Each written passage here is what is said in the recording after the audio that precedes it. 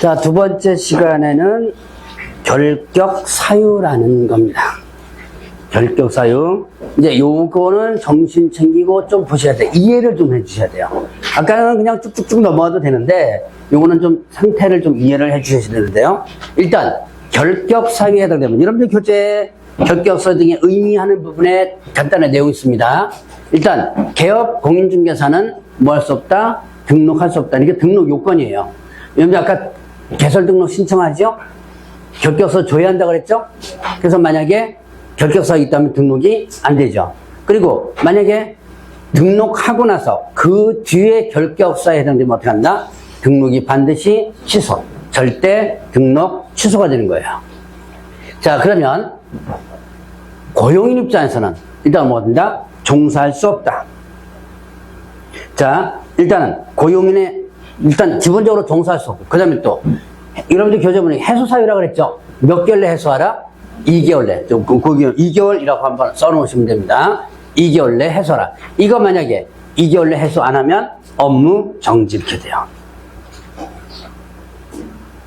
2개월 내 해소 안 하면 어떻게 된다? 업무 정지. 그러니까 만약에 고용인으로서 취직하고 들어갔는데 중간에 결격서에 해당되죠?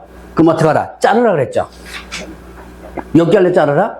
2개월 내 자르라. 안 자르면 어떻게 된다? 업무 정지. 자, 그러면 자, 요거는 뒤에 나와요. 뒤에 나오는 건데 뒤에 가서 잠깐 보겠습니다. 자, 사원임원이면 누구라 그랬어요? 이건 뒤에 나오니까 뒤에서 체크를 한번 해드릴게요. 그냥 여기서 설명만 들으세요. 자, 이거는 일단 경영진이라고 그랬죠?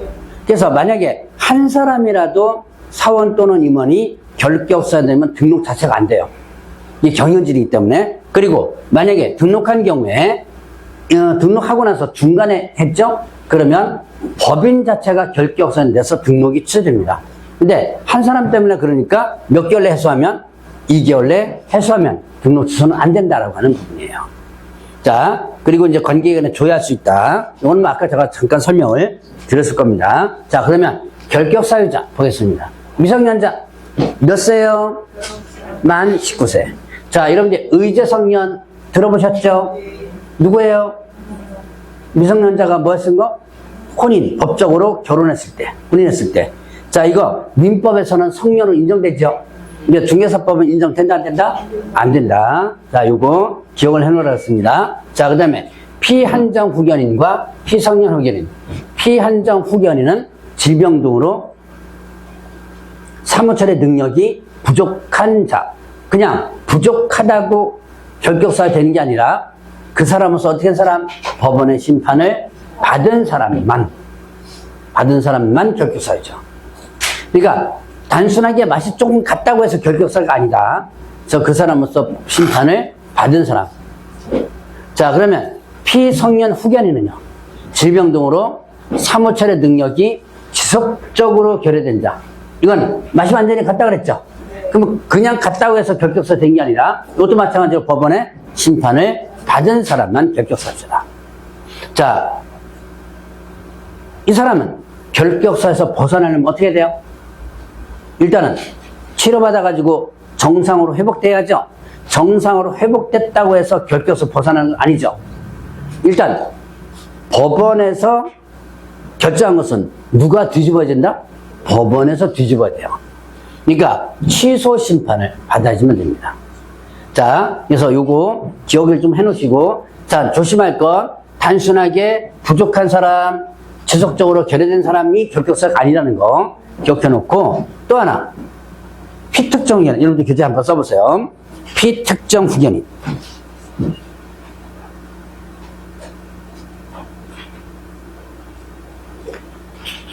이 피특정 후견인은 결격사유자 이다 아니다? 아니다. 특정 분야만 후견해 주는 거예요. 예를 들어서 이런 거예요. 재산과 관련된 부분에서만 일정 기간 동안 뭐 이런 식으로.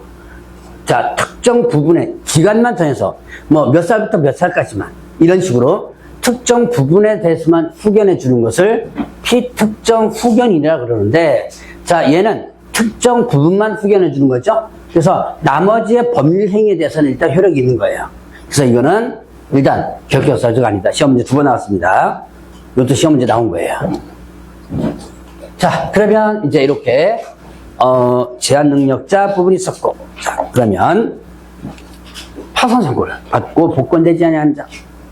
파산 선고는 어느 법에 의해서는 법 이름을 일단은 안 적어놨네, 여기도. 자, 여러분들 파산 선고는 어느 법에서 하냐면, 채무자, 회생 및 파산에 관한 법률. 파산에 관한 법률입니다. 관한 법률. 자, 봅시다. 채무자 회생 및 파산에 관한 법률. 이 법에 근거해서 파산 선고가 내려지는, 파산은 여러분 많이 들어봤을 거예요. 자, 여러분들이 눈에 익은 단어, 회생이라는 단어 있죠? 파산이라는 단어 두 가지 비교. 일단 회생은 뭐라 그랬어요? 들어보셨죠? 네. 회복시켜서 어떻게 한다? 살려준다. 이렇게 기억하면 돼요. 회복시켜서 살려준다. 자, 그래서 여러분들이 회생 신청을 하면 일정 부분을 감면시켜준 다음에 그 다음에 월 얼마씩 갚아나가도록 조정을 해주죠. 그래서 뭐 2년, 3년 이런 식으로 기간을 정한 다음에 월 얼마씩 갚아나가도록 법원에서 조정해주고 법원에서 계속 관리를 해요. 자, 요게 회생입니다. 얘는 돈을 갚는 거죠. 그래서 살아나는 거죠. 그래서 회생은 결격사유자 이단이다? 아니다. 자, 그러면 이것도 시험 문제 한번 나왔었습니다. 회생. 참 별거 다 나와요, 제 과목을. 자, 그러면 회생은 살려주는 거라 했고, 파산은 뭐라 그랬어요? 회생은 살려주는 거고, 파산은 뭐라 그랬죠? 파산은 죽이는 거라 그랬죠. 얘는 살려주는 거고, 얘는 뭐다? 죽이는 거다. 어떻게 죽인다 그랬어요? 죽이긴 죽이는데 완전히 죽여버려요? 자, 어떻게 죽이죠? 네, 경제적으로 죽인다 그랬죠. 자, 이게 뭐라 했어요? 경제적으로 죽인다는 얘기는 무슨 뜻? 자, 파산 선고를 받게 되면 그 사람의 또 그 기업의 경제권을 박탈시켜 합니다. 내 주머니에 100원이 있어도 내 돈이 아니에요. 누구 돈? 법원 돈. 법원 돈 타서 쓰는 거예요. 자, 그러면 이제 여기서 기본적으로 또 알아야 될 거. 1월 달에 제가 얘기했는데 여러분들이 혹시 기억하시나고 그랬습니다. 1월 달에 공부하신 분들. 자, 파산 선고를 받았습니다. 채무, 돈 갚을 의무가 있다, 없다? 예. 네. 꼭 기억하라 그랬죠? 다시 한번.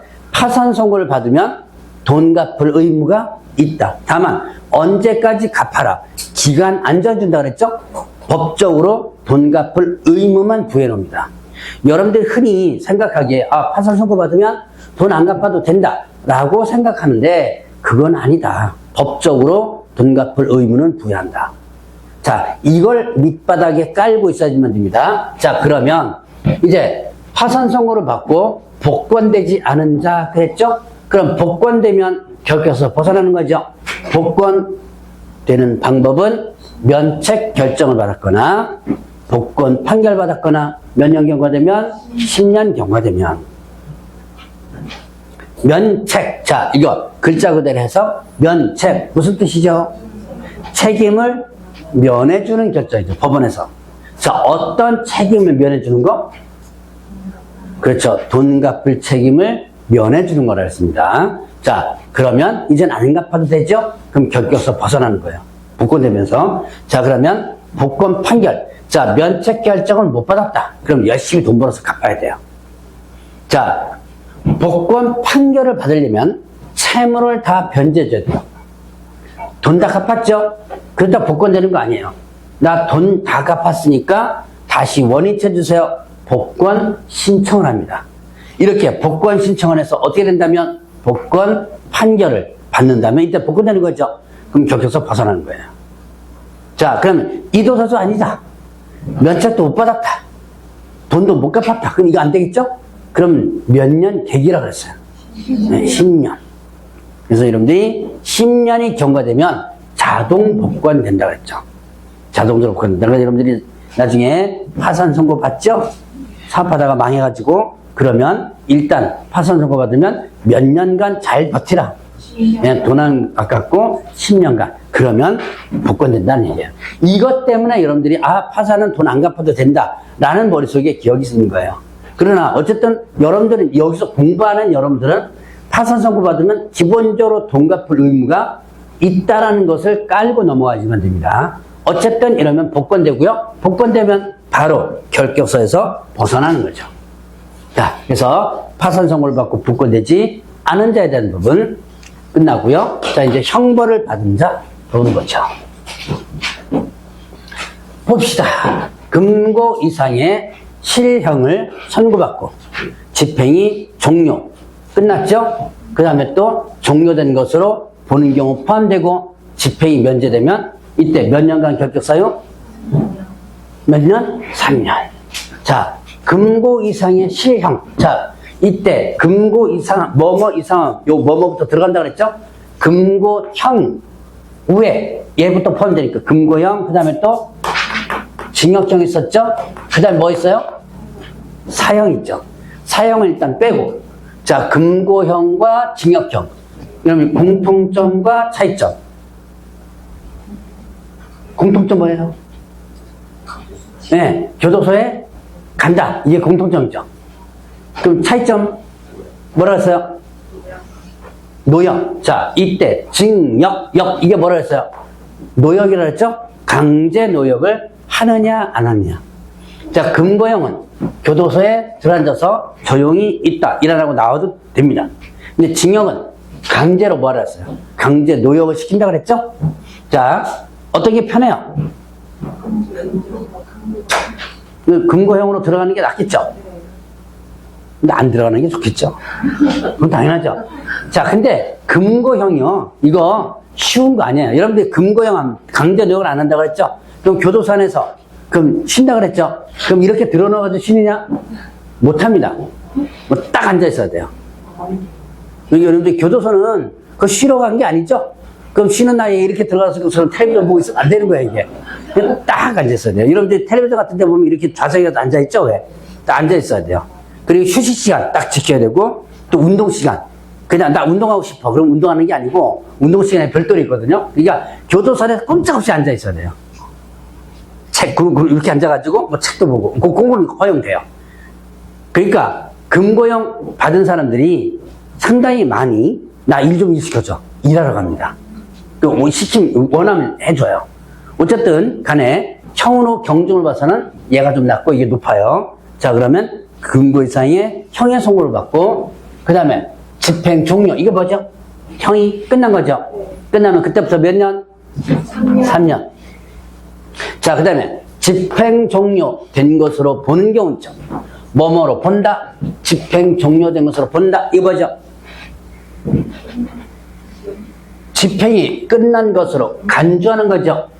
자, 어떤 경우예요? 가석방. 자, 이거는 가석방입니다. 가석방 되어서 어떻게 했을 때 자녀 형이 종료가 되면, 자, 그럼 이제 가석방부터 개념. 제가 1월 달에 공부하셨던 분들 혹시 기억나시나요? 가석방 개념을 어떻게 이해하라 그랬어요? 앞에 이 가짜가 무슨 가짜? 가짜 할 때 가짜. 그래서, 자, 이 가석방을 어떻게 해석하라? 가짜로 석방시켜줬다. 이렇게 이해하라 그랬죠? 이게 무슨 뜻이에요? 가짜로 석방시켜줬다. 교도소에서 몸은 빠져나오는데 내가 받은 형은 그대로 어떻게 돼요? 진행이 되고 있는 거예요. 그리고 그 진행이 되고 나서 끝나면 이때 종료된 것으로 간주해 주는 겁니다. 그래서 가석방의 개념을 다시 한번 어떻게 이해하라고 그랬어요? 가짜로 석방시켜준 거다. 석방은 됐는데 가짜로 석방이 지어준 거예요. 자, 이렇게 여러분들 이해하라고 그랬습니다. 그러면 가석방 됐을 때는 형이 그대로 있다 그랬죠? 그 형이 그대로 끝나면 이거 종료된 것으로 보게 되는 거. 자녀형이 종료되면. 이게 가석방에 관한 법률에서는 정확히 표현하면 이 기간을 가석방 기간이라 그래요. 그냥 하나 써놓으셔도 돼요. 제가 왜 근데 가석방 기간이라고 표현 안 하고 이렇게 자녀의 종료는 여러분들 이해를 하기 위해서. 법적인 용어는 가석방 기간이에요. 자, 어쨌든 그 기한이 끝나면 이제 형이 끝났죠. 그때부터 몇 년? 3년. 그러니까 자, 이렇게 한번 해봅시다. 자, 제가 이제 징역 3년을 선고받고 교도소에 있는데 2년 만에 뭘로 풀려났다? 가석방으로 풀려났다. 그러면 이때 교도소에서 몸은 빠져나왔지만 내가 받은 형은 3년형이 그대로 진행되고 있죠. 그리고 요 끝난 3년, 요 때가 종료된 것으로 간주하는 시점이에요. 그때부터 몇 년? 그때부터 3년 이렇게 되죠. 그러니까 가석방 시점부터 한다면 몇 년을 더 계산해 줘야 돼요? 그렇죠. 1년을 더 해가지고 4년을 계산해 주시면 되죠. 자, 요게 이제 집행 종료된 것으로 보는 자. 시험 문제 2번, 3번 나왔었습니다. 다 나온 거예요. 그 다음에 집행면제. 자, 집행면제. 자, 집행면제는 뭔가? 여기 있네요. 특별사면. 자, 특별사면. 흔히 뭐라 그래요? 특사라고 표현하죠. 그러면 특별사면을 받았다. 그럼 어떻게 된다? 남은 형을 어떻게 한다? 면제한다. 자, 내가 징역 3년을 이렇게 선고를 받았습니다. 그런데 2년 만에 뭘로 풀려났다? 특별사면으로 풀려났다. 남은 형 얼마 남았어요? 1년 남았죠? 요 1년의 기간이 어떻게 돼요? 면제가 되는 거죠. 자, 결론. 제가 징역 3년 선고받고 교도소에 있는 와중에 특사죠? 2년 만에 풀려났어요. 자, 그러면 저 징역 몇 년 받은 거?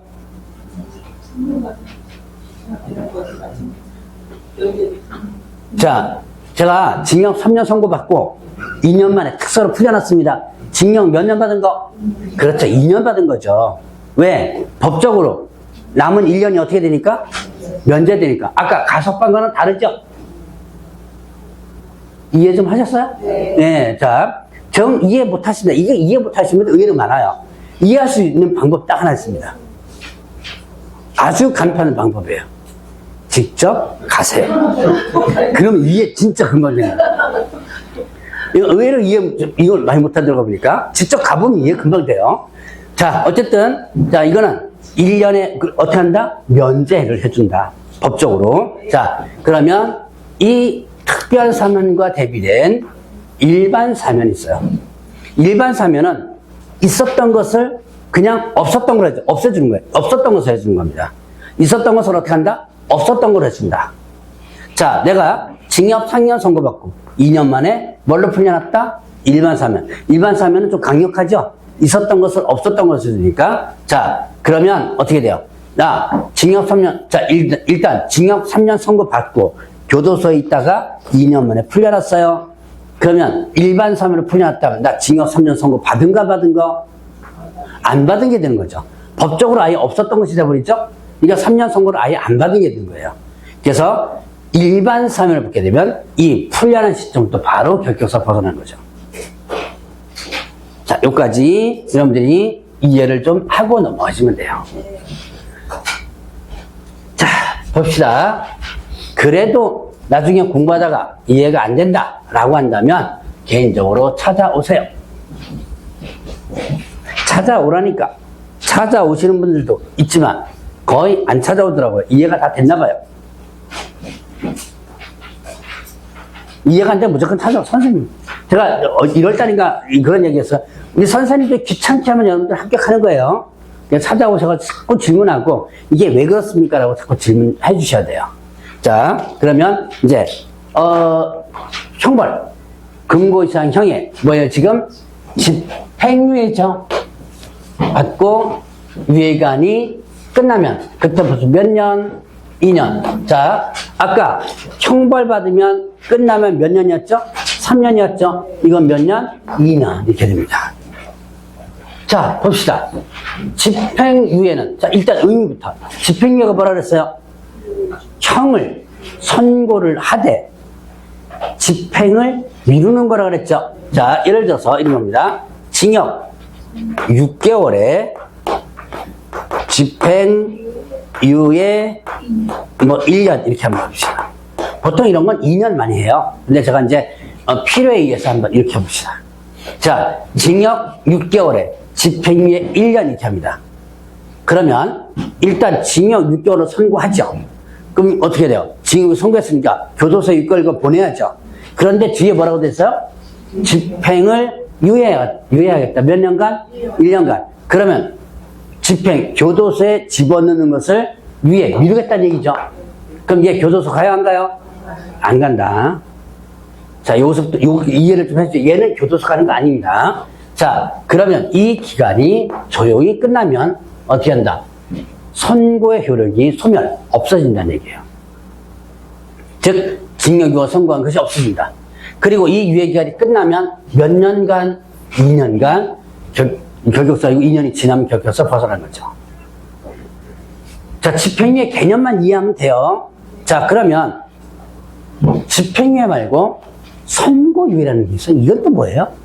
말 그대로 이건 뭐예요? 선고유예는 말 그대로 선고를 유예하는 거죠. 이건 누가 한다? 판사가 너 6개월형을 받을 거지만 그 선고를 유예하겠다. 네가 실제로 한 것은 6개월 형 정도 되지만 그 선고를 미루겠다라는 건 거예요. 자, 그러면 선고유예는 이거 뭐 하면 또 2년이 경과되고 하는 법적인 개념이 있거든요. 다 빼고. 자, 이런 선고유예는 지금 현재 선고가 됐어요, 안 됐어요?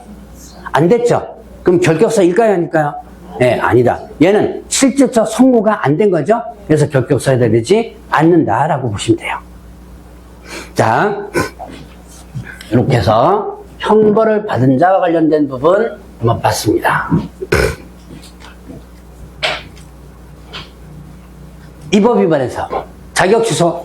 자, 여러분들 저번주에 잠깐 한번 양도대 보면서 잠깐 봤을 거예요.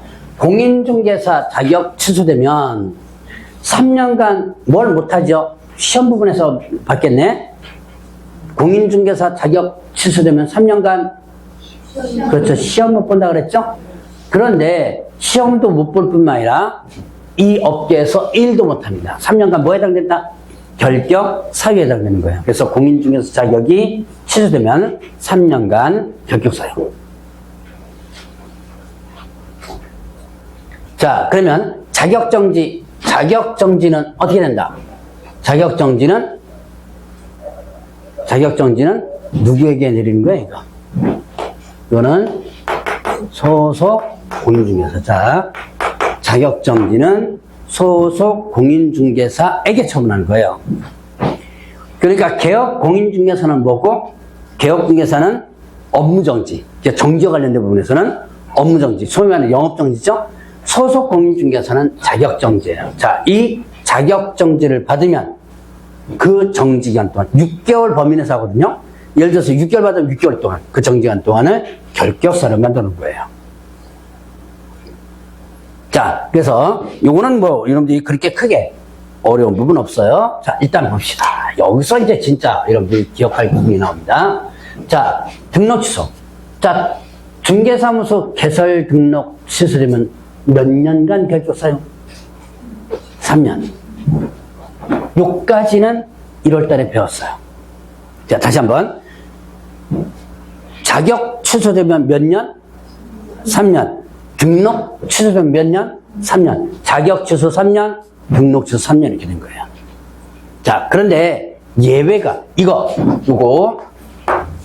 요게 1월 달에 제가 강의 안 한 겁니다. 자, 일단 여러분이 하나씩 보셔야 돼요. 자, 3년간 결격 사유예요. 그런데 등록 취소된다 하더라도 3년 기간 적용을 하지 않는 게 있더라. 자, 사망해산, 기준 미달, 결격서, 사기결 세 가지. 그 밑에 보시면 맨 밑에 나오는 거죠? 사기결. 자, 사망해산으로 등록 취소되면, 등록 기준 미달로 등록 취소되면, 결격 사유로 등록 취소되면, 이때 등록 취소 3년 기간 적용하지 않는다. 자, 이제 미흡보죠. 사망, 해산, 사망. 죽었죠? 그럼 사망하면 등록 효력이 소멸, 없어진다 그랬죠? 효력이 없어지니까 이제 관청에서는 그 서류를 빼버려야 돼요. 그 빼는 절차로서 등록을 반드시 취소시킵니다. 없는 사람이지만 취소시키는 거예요. 자, 그럼 등록 취소시키면서 너 등록 취소됐으니까 3년간 일 못한다. 누구한테? 죽은 사람한테. 얘기 안 되죠? 그래서 이건 뭐 여러분들이 제가 굳이 많이 설명드릴 필요 없어요. 근데 여기서 조심할 거예요. 해산이에요. 요 시험 문제 나온 겁니다. 자, 해산은 법인이 죽은 거예요. 법인이 죽은 겁니다. 자, 법인이 죽었다라고 표현하면 해산이에요. 그럼 이 문제는 법인이 해산하면 법인은 끝났는데 그 안에 누가 있어요? 그 법인에 누가 있어요? 안에? 예, 네, 맞아요. 임원. 대표자 있겠죠? 임원들 있죠? 얘네 경영진이죠? 이게 얘네들의 문제예요. 자, 얘네들은 어떻게 되느냐는 부분이에요. 야, 3년 적용될까요? 안 될까요? 안 된다. 자, 그 안에 있던, 자, 해산으로 인해서 뭐가 되면 등록이 취소됐을 때, 이때 법인이 죽은 자체이기 때문에 그 안에 있던 사원이나 대표자나 이런 사람들 다른 데 가서 바로 중개업할 수 있다. 즉, 3년 적용하지 않는다. 여기 시험지 한번 나왔었습니다. 어차피 사망은 시험지 안 나와요. 죽은 거니까. 자, 그러면 등록 기준입니다. 자, 기준 미달이 뭐예요? 미달이 뭐죠? 수치가 떨어진 거죠. 아까 등록 기준, 법인의 등록 기준 볼까요? 자, 세 번째인가? 대표자는 공인중개사여야 하고, 대표자를 제외한 사원 또는 임원의 얼마가? 예, 3분의 1 이상이 공인중개사여야 한다 그랬죠. 자, 그러면 봅시다. 대표자 제외시켰어요. 대표자 있는데 빼버렸습니다. 대표자 제외시키고 5명의 임원이 있어요. 대표자 일단 제외시켰다 그랬습니다. 그러면 몇 명이 공인중개사면 돼요? 3분의 1 이렇게 되죠? 그럼 몇 명? 2명이죠, 2명. 그러니까 5명 갖고 3분의 1로 이렇게 계산해서 나누면 1.8명도 될 거예요. 자, 2명이 공인중개사이면 되고, 3명은 공인중개사가 아니어도 되는 거예요. 자, 이렇게 지금 5명 중에 2명 공인중개사고 3명 공인중개사 아니다. 이렇게 구성이 됐다면 이거는 등록 기준에 일단 맞는 겁니다. 그런데 이 중에서 공인중개사인 사원, 임원, 1명이 어떻게 했다? 사임하고 나가버린 거예요. 사표 쓰고 나갔습니다. 그러면 여기 남은 사람은 공인중개사 1명에 아닌 사람 3명 이렇게 되죠. 이게 뭐예요? 예, 이게 미달된 거예요, 지금. 자, 그러면 이렇게 됐다면 법인은 어떻게 해줘야 돼요? 이 사람을 바로 채워 넣어줘야, 기준 맞추려면 채워 넣어줘야죠. 근데 잘 채워 넣지가 않죠. 이러다 걸리면 기준 미달로 걸려요. 자, 그러면 등록이 취소될 수 있다. 자, 이거는 임의 등록 취소 사유에 들어가 있어요. 임의 등록 취소 사유에 들어가 있습니다. 취소할 수 있다. 자, 그래서 등록이 취소됩니다. 그때 만약에 등록이 취소된다 하더라도 뭐 적용하지 않는다? 3년 적용하지 않는다. 그러니까 기준 미달로 등록이 취소됐죠. 그러면 그 다음날, 취소된 다음날 바로 이 한 사람 채워가지고 다시 등록 신청을 할 수 있는 거예요. 3년 적용 자체가 안 되니까. 자, 그럼 이건 왜 3년을 적용하지 않을 거예요? 이유. 얘 나간 사람에 대한 문제예요. 얘가 공인중개사법을 위반할 목적으로 나간 것은 아니죠. 지가 싫다고 나간 것이 나 중개사법 위반할래 그러면서 나간 건 아니잖아요. 그래서 3년 적용 안 한다는 얘기예요. 다음날 바로 채워넣어서 등록 다시 해도 됩니다. 자, 이제 요게 문제예요. 요거. 개업공개사가 뭐에 해당된다? 결격 사유에 해당돼요. 자, 결격 사유에 해당되면 개업공개사 그럼 어떻게 돼요? 개업공인중개사가 결격 사유에 해당되죠? 그럼 어떻게 되죠? 그렇죠. 등록 취소 사유죠? 절대 등록 취소가 되죠. 그래서 등록이 취소됩니다. 그럼 결격 사유된 데서 등록이 취소되면 등록 취소 3년 적용하지 않는다는 얘기예요. 그럼 뭐만 적용하면 되겠어요? 결격 사유 요 것만 계산하면 되겠죠. 이게 왜 하느냐? 이중 계산 되죠. 이 계산도 계산해줘야죠. 요것도 계산하죠. 이중 계산이 되는 거죠.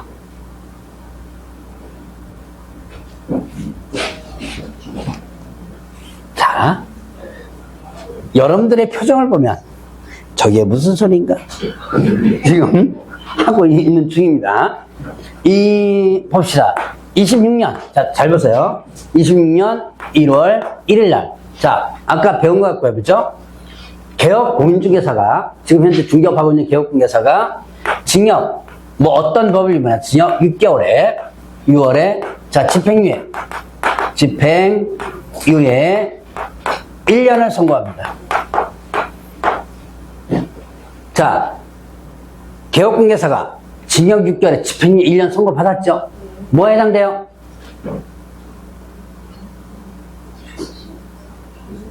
뭐에 해당돼요, 이게?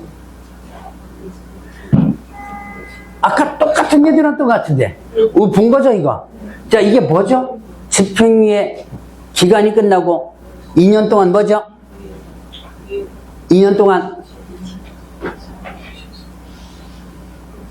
이제 힘들죠? 공부하는 것도 힘들고. 자, 이거 아까 어디서 형벌받은 적으로 배웠죠? 뭐에 해당된다? 결격사유에 해당되죠. 자, 여기까지 이해됐나요? 이거 뭐에 해당된다? 자, 지금 개업공개사가 징역 6개월 집행 1년 선고받았어요. 그럼 뭐에 해당된다? 결격사유에 해당된다. 그 사실을 등록관청에서 알았다면 당연히 어떻게 돼요? 등록을 취소하겠죠. 그 사실을 알고 2월 1일 날 등록을 어떻게 한다?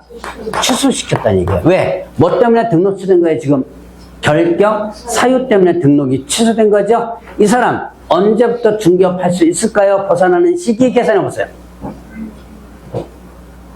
27년과 25, 29. 일단 몇 년? 29년. 네, 29년. 29년이에요. 몇 월 며칠? 자, 몇 월? 1월. 예, 1월입니다. 1월 1일. 1월 1일이에요. 초1, 자, 1이라고 대답하신 분, 초1 살입이에요. 그러니까 이런 형벌받은 것은 그 들어간 날부터, 선고 받은 날부터 계산합니다. 큰 의미 없는데, 그 다음날부터가 그날부터 계산해요. 자, 그래서 왜, 여러분들, 예전에 윤석열 큰 사건 있었던 거 아시죠? 구속영장 받은 날이, 날로 계산하느냐, 시간 계산하느냐, 그랬죠? 시간 계산해가지고 시간 넘어갔다 막 그랬죠? 원래는 날로, 그날부터. 5시 해도 그날부터예요. 그냥 원래, 그리고 나서 다시 원위치 됐죠? 자, 일단, 기간 계산은 그 받은 날부터 계산합니다. 그게 초1 산입이에요. 그게 중요한 건 아닙니다. 뭐, 이거 강조하는 사람이 있는데 그렇게 크게 중요한 건 아니에요. 자, 봅시다. 그러면 답이 29년 1월 1일이에요. 자, 봅시다.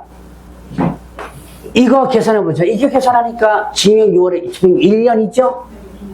그러면 집행유예 기간이 끝나고 몇 년간 결격사유? 3년이 아니고 2년이죠. 자, 나머지는 3년인데 이건 2년이라고 그랬죠? 그러니까 끝나는 시점이니까 27년 1월 1일 날 끝나겠죠? 그때부터 몇 년?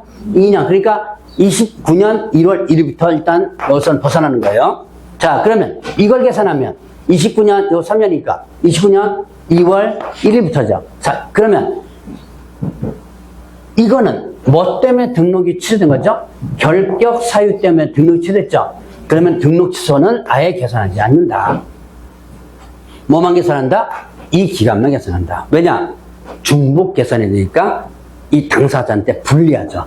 이렇게 둘 다 계산하면 어떻게 되는 거예요? 다 계산하면 한 달이 더 넘어가 버리죠? 당사자에게 불리한 거죠. 그래서 하나만 계산하겠다. 그 하나가 짧은 게 뭐예요? 이거죠. 그래서 이걸 계산하겠다라는 거죠. 이해하셨나요? 네. 자, 이해를 하고 넘어가야 돼. 이게 결격사유가요. 문제가 쉽게 나오면 아주 단순하게 몇 년 뭐 이런 거 있죠? 이거 가끔 문제 나옵니다. 근데 이게 응용 문제로 나오면 단순하게 몇 년 아무 생각 없이 그거만 외워놨다가는 다 틀려요. 그래서 이걸 이해하고 넘어가야지만 응용 문제를 풀 수 있는 거예요. 자, 그래서 요거 여러분들 좀 세 가지 기억해 놓고 얘 세 가지는 취소된다 하더라도 등록 취소 3년 적용하지 않겠다. 자, 그러면 폐업기간 문제, 폐업 신고 다시 등록한 개업공개사가 폐업 전에 행위로 등록 취소되면 폐업 기간을 뭐 한다? 빼준다. 자, 폐업했다가 다시 등록을 합니다. 폐업했다가 다시 등록해요. 그러면 폐업 전에 개업 공인중개사 지위가 그대로 승계돼요. 그렇기 때문에 폐업 전에 행위에 대해서 등록이 취소되게 되는데, 취소됐을 때, 자, 뭐 빼준다? 폐업 기간을 빼준다. 3년에서. 왜 3년에서 폐업 기간 빼줘요? 안 했으니까. 그러니까 어쨌든 얘는 3년간은 아니겠죠? 폐업 기간 빼니까 3년간은 아니겠죠. 자, 이런 예외적인 부분이 있다. 두 가지 기억을 좀 해놓고 넘어가셔야 돼요. 자, 예외 부분 두 가지 일단 여기서 시험 문제 잘 나옵니다. 좀 까다로워요. 자, 그러면 이제 등록 취소 부분 했고, 자, 업무정지. 자, 업무정지 부분, 업무정지 처음 받고 폐업 신고를 하면 그 업무정지 기간이 경과되지 않은 자, 업무정지는 계속 진행됩니다. 자, 이건 또 업무정지 받고 폐업해버려요. 그러면 업무정지 기간 동안을 뭘로 만들었다? 결격 사유로 만들었다. 이거는 폐업 때문에 나왔어요. 자, 폐업하면 등록의 효력이 어떻게 된다 그랬죠? 아까 공부했던 거예요. 폐업하면 등록의 효력이 소멸, 없어진다. 그럼 등록 효력이 없어지니까 일반인이죠? 자, 그럼 내가 업무정지, 영업정지 받은 거예요. 그리고 잽싸게 뭐 한 거?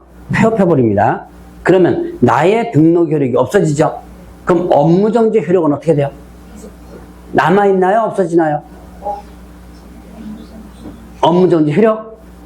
없어지죠. 왜? 업무정지는 누구에게만 효력이 있는 거예요? 등록한 개업 공인중개사에게만 효력이 있지. 폐업해가지고 등록 효력이 없어졌죠? 그러면 나는 개업공개사가 아니죠? 그러면 업무정지 받은 효력도 없어지는 거예요. 여기까지 이해됐나요? 그러면 이제 여러분들은 이제 그런 생각하죠. 어떤 생각해요? 업무정지 받자마자 뭐 한다? 뭐 폐업해버리면 업무정지 법적인 효력이 없어지죠? 그러니까 다시 등록해도 되겠죠? 예, 그거 막는 게 이거예요. 여기까지 이해하면 이건 이해돼요. 무슨 뜻인지 이해됐나요? 네, 업무정지를 받고 폐업신고한자로서 업무정지 기간이 경과되지 않은 자. 자, 금방 제가 얘기했던 그 사례 있죠? 그렇게 악용하는 사례를 막기 위해서 받은 업무정지 기간 동안을 뭘로 만들었다? 결격 사유로 해서 일 못하도록 만드는 거예요. 제가 금방 아까 예를 든 것만 이해하면 이건 이해가 돼요. 그대로 이해 안 되면 나중에 다시 자, 폐업 신고한 것만, 폐업하면 등록 효력이 소멸된다만 이해하시면 됩니다. 자, 그러면 이제 요거 보죠. 업무정지, 사유 발생 당시에 사원 또는 임원이었던 자. 업무정지 처분 받은 법인의 업무정지 사유가 발생한 당시에 사원 또는 임원이었던 자입니다. 이 사람, 그 업무정지 기간이 경과되지 않은 자. 그 업무정지 기간 동안을 뭘로 만들었다? 결격사유. 자, 요거는 봅시다. 사유 발생 당시는 뭐예요? 사유 발생 당시는 업무정지 위반 행위가 있었죠. 그때 사원 임원으로서 근무를 하고 있었어요. 근데 그 업무정지 위반 행위가 적발돼가지고 업무정지 처분 받을 때 이 사원임원 있는 사람 없는 사람? 업무정지 받을 때 있는 사람 없는 사람? 없는 사람. 이었던 자. 그때는 있었는데 업무정지 받는 지금은 어떻게 돼요? 없는 사람. 업무정지 위반 행위가 있을 때 그때는 있었어요. 그런데 지금 업무정지 처분 받고 있죠? 그때는 없는 사람. 너도 위반 행위가 있었을 때 있었으니까 너도 책임져라. 그래서 그 법인이 업무정지 받으면 그 기간 동안을 결격사를 만드는 거예요. 자, 이건 1월달에 아마 했던 것 같은데.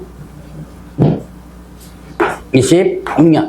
자, 1월 1일날. 갑, 법인에서 업무 정지 위반 행위를 했습니다. 업무 정지 위반 행위를 한 거예요. 요때 갑법인의 A라는 임원과 B라는 임원이 근무하고 있었어요. 자, 1월 1일 날 업무정지 위반 행위를 했다고 해서 당장 그날 와가지고 업무정지 처분하는 거 아니죠? 관찰서 모르니까. 자, 그거 모르는 상태에서 2월 1일 날 A라는 임원이 어떻게 했다? 사임하고 나갔다. 그리고 3월 1일 날 갑 법인이 업무 정지 예를 들어서 3개월 받았습니다. 3개월 받은 거예요. 업무정지 왜 받았어요? 업무정지 받은 이유? 왜 업무정지 받았어요? 네? 아니, 이유가 나와 있잖아요. 왜 업무정지 받았어요? 뭐, 언제? 그렇죠. 1월 1일 날 업무정지 위반을 한 게 언제 들켜가지고? 그냥 요때 들켜가지고 업무정지 받은 거예요. 자, 요까지 이해됐나요? 네, 요까지는 이해돼줘야 돼요. 자, 그러면 이때 업무정지 사유 발생 당시에 사원 또는 임원 이었던 자는 누구예요? 예, 답은 A, 얘입니다. B는 여기 그대로 있죠. B는 업무정지 기간 동안 업무만 안 하면 돼요. 업무정지 자체는 결격사가 아니니까. 자, 얘는 그대로 있으니까 얘는 빼요. A, 얘. 그때 있었죠? 이때 없죠? 얘가 이었던 자예요. 너도, A, 너도 이때 있었잖아. 너도 책임져. 왜? 사원임원은 누구니까? 그렇죠. 경영진이니까. 그래서 경영진에 대한 개념을 자꾸 강조하는 거예요. 자, 요거 내용이다. 이해하고 넘어가시라. 이게 22회인가 23회인가 한 10년 좀 넘었는데 출제위원도 이해를 못해가지고 출제 자체가 잘못됐던 사례가 실제 있었어요. 그때 보니까 뭐 이건 출제위원이 출제를 잘못한 이유가 이 자체를 이해하지 못해가지고 출제를 잘못한 그 문제를 딱 보면 알아요. 출제 잘못한 거. 자, 그래서 어쨌든 이런 내용이다 라는 거 하는 거 이거고 기억해 놓으면 되겠고요. 자, 그러면 요거는 5월달에 다시 한번 할 겁니다. 자, 그러면 이 법 위반하여 300만 원 이상 선고. 자, 이 법, 요건 지워도 될까요? 지울게요. 이 법 위반하여. 이 법은 무슨 법? 다른 법 상관없습니다. 이 법 위반하여, 중개사법 위반하여 얼마 이상이에요? 300만 원 이상. 벌금형 선고받으면 몇 년간 결격사유? 3년간 결격사유. 자, 요거 중개사법 위반 300만 원입니다. 다른 법 위반은 없고 액수 300만 원이에요. 자, 근데 이런 게 있어요. 요거는 그냥 듣고 넘어가세요. 원래 60페이지에 있는 내용인데 그냥 듣고 넘어가도 됩니다. 경합범일 경우는 이거 쓸 필요 없어요. 경합범일 경우는 벌금형을 분리선고하라. 이게 경합범이 뭐냐? 어떠한 행위에 대해서 여러 가지 법이 동시에 위반되는 거예요. 자, 예를 들어서 뒤에 이제 공부하는 거니까 한번 해보죠. 여러분들 청약통장 있죠? 그거 거래하는 거 불법인 거 아시죠? 어느 법 위반?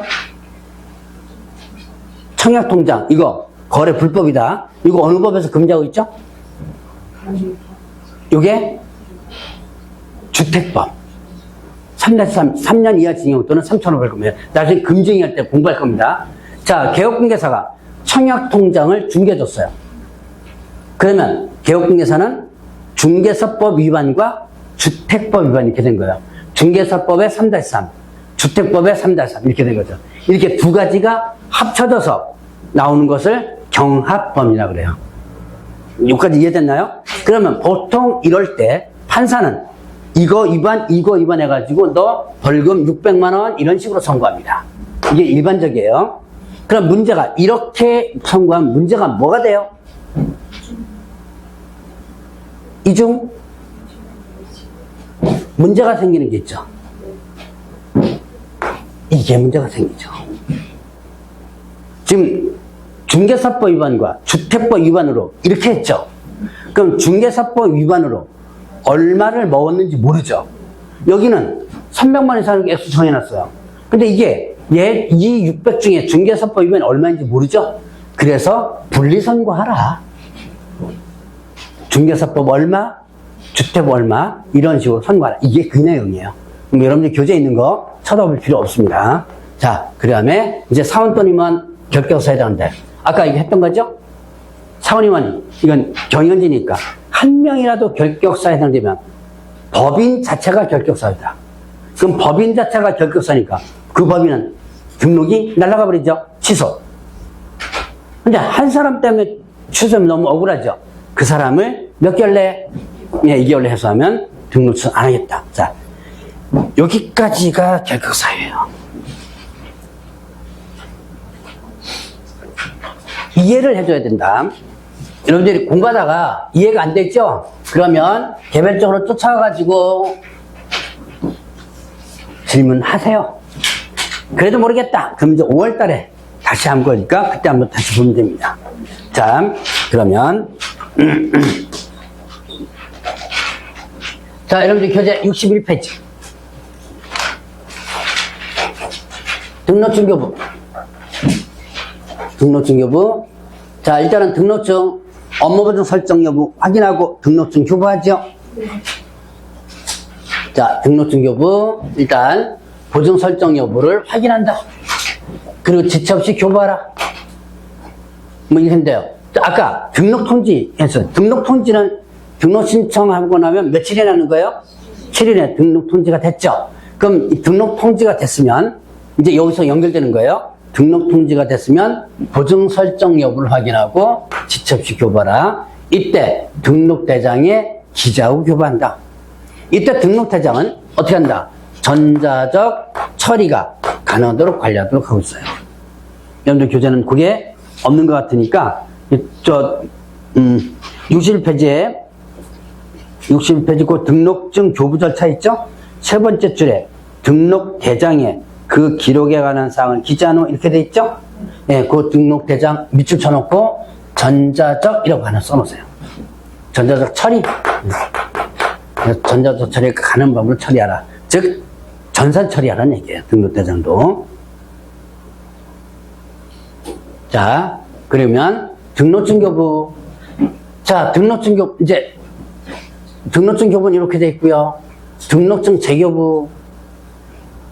이때 지방자치단체 조례로 정한 수수료 냅니다. 등록 신청할 때도 수수료 내요. 지자체 조례. 등록증 재교부 때도 냅니다. 자, 잊어버리거나 못 쓰게 됐을 때와 뭐예요? 기재사항 변경했겠죠. 재교부. 자, 잊어버리면 못 쓰게 됐습니다. 등록증 첨부한다, 안 한다? 안 한다. 잊어버렸죠? 첨부하면 말이 안 되겠죠? 그리고 재교부 신청을 할 수 있다.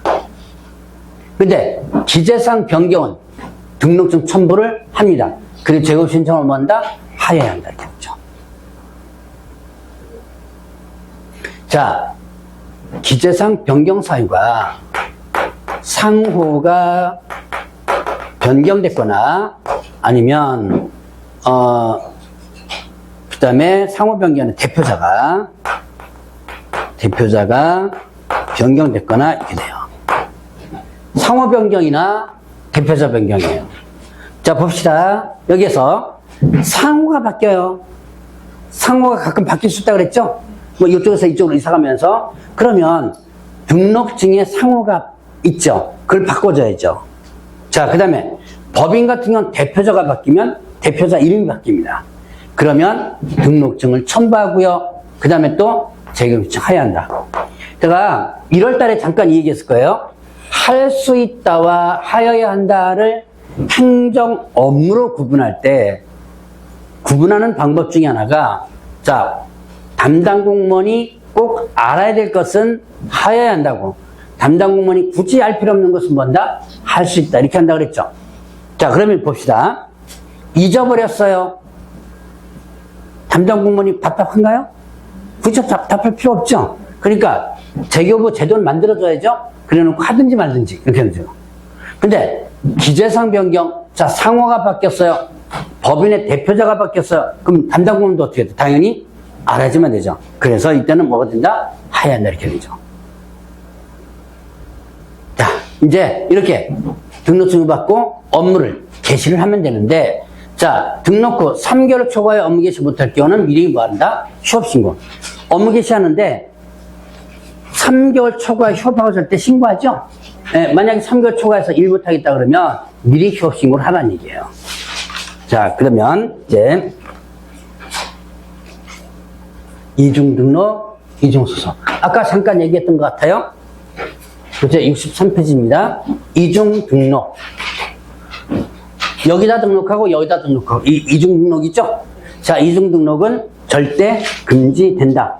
그리고 만약에 위반하면 등록이 반드시 취소. 형벌 어떻게 된다? 1-1.